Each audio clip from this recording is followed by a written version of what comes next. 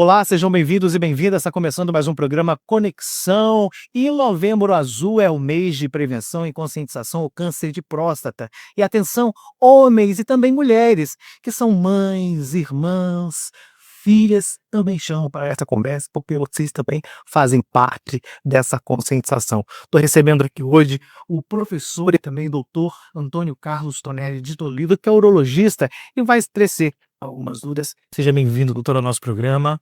Muito obrigado pelo convite. Olá a todos que estão nos assistindo. Obrigado pela oportunidade de estar podendo falar um pouquinho com vocês sobre o diagnóstico precoce e a importância da consulta com o urologista nesse Novembro Azul. Como eu comecei na abertura do programa falando das mulheres, as mulheres é parte importante desta campanha porque elas levam os homens até os consultórios. É uma questão cultural, né, doutor? É isso aí. As mulheres são treinadas a ir ao ginecologista desde muito cedo, né? Elas começam ali a menstruar, começam ali o desenvolvimento sexual secundário, elas já vão no ginecologista para fazer os exames preventivos. O homem não, o homem demora. Nós somos treinados aqui, a cultura masculina, que o homem tem que ser muito forte, que ele não fica doente, que ele não pode ter problema de saúde, e nós temos que desmistificar isso. Os homens também precisam de cuidado, eles também precisam de consulta e de apoio médico, assim como as mulheres. Então, para a gente já entrar nesse assunto, a partir de que idade os homens já devem procurar o exame? A Sociedade Brasileira de Urologia tem diretrizes muito bem estabelecidas em relação à idade. Se existe algum fator de risco, como a história familiar positiva, como pacientes da raça negra, pacientes tabagistas ou com histórias oncológicas ricas, ele deve procurar esse atendimento aos 45 anos. Caso ele não possua nenhum fator de risco, a primeira consulta com o urologista deve ser realizada aos 50 anos de idade. Falando de exame, quais são os exames para prevenção do câncer de próstata, Rod? Na consulta urológica, inicialmente, o urologista ele não vai chegar só a examinar a próstata do paciente. A nossa intenção é fazer uma avaliação global desse homem. Como é que ele está urinando? Se esse paciente faz atividade física? Se ele fuma? Como está a vida sexual desse paciente, a libido, a ereção? E é claro, também avaliar a próstata. Muitas vezes, os homens eles não vão a outros médicos. O urologista já aproveita aquela oportunidade, já vamos pedir um colesterol, triglicérides, uma glicose, já vamos dar uma encaminhada maior, uma avaliação mais completa nesse homem. Mas especificamente para a próstata, será realizado um exame de sangue chamado PSA e, inicialmente, um exame digital retal da próstata.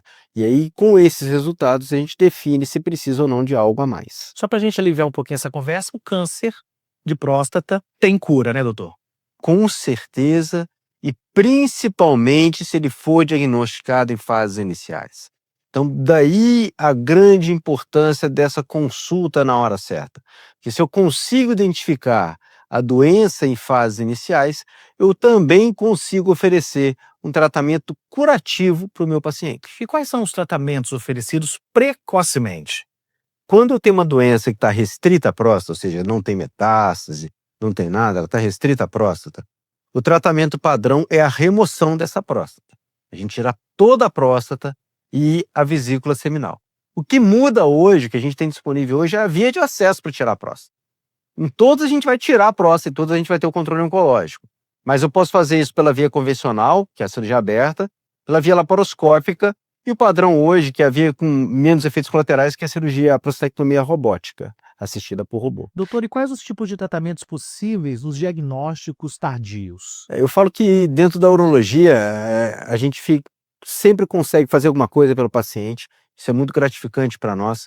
Muitas vezes eu não vou conseguir curar esse paciente em diagnósticos mais tardios, mas eu consigo trazer algum certo alívio para ele, mesmo que temporário, consigo melhorar a qualidade de vida desse paciente.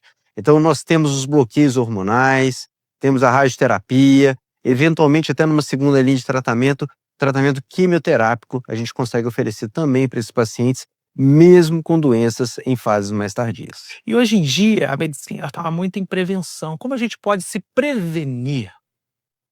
Ótima pergunta essa. A prevenção, inicialmente, ela envolve bons hábitos.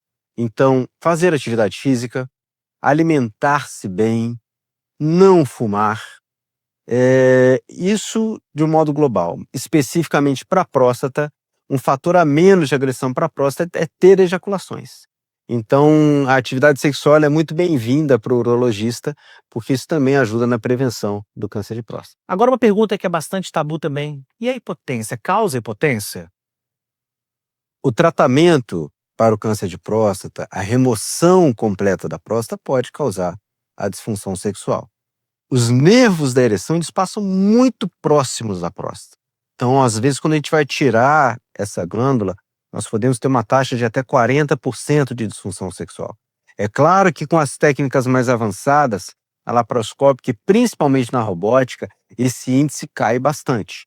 É o medo, mas é o risco que a gente tem também de deixar esse paciente com câncer e ele ter outros problemas muito mais severos. A gente está imaginando alguns cenários já, mas e se a pessoa já sentiu alguns sintomas? Tem sintoma, não tem sintoma? Como é que funciona?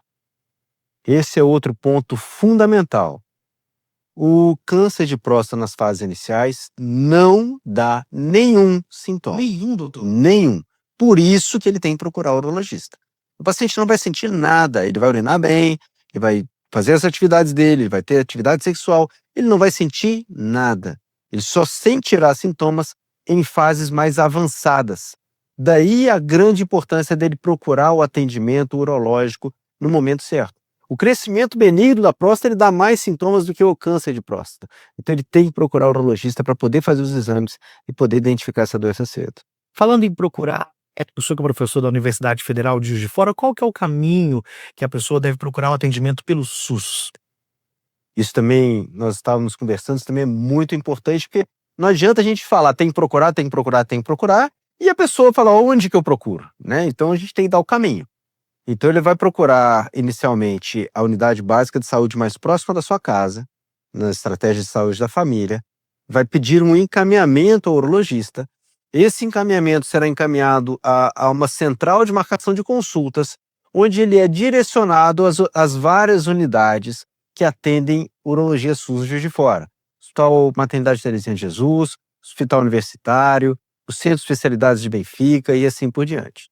E para a gente encerrar essa entrevista, eu quero dizer que a gente não tem que esperar o Novembro Azul para procurar um médico, né, doutor? É o ano todo. É isso aí. Vamos cuidar da saúde, gente. Isso não é mais tabu, isso não é vergonha, isso é amor. Você levar o seu pai, o seu irmão, o seu filho, o seu primo ao médico, isso é amor. Você ir ao médico, rompendo barreiras que muitas vezes existem na sua vida, isso é amor pela sua família. Então cuidem-se. Não só por vocês, mas por todos aqueles que te cercam, que gostam de você. Tá certo, doutor. Muito obrigado pela Obrigado. participação. Até a próxima edição do programa Conexão. Agradeço demais a oportunidade. Um abraço a todos.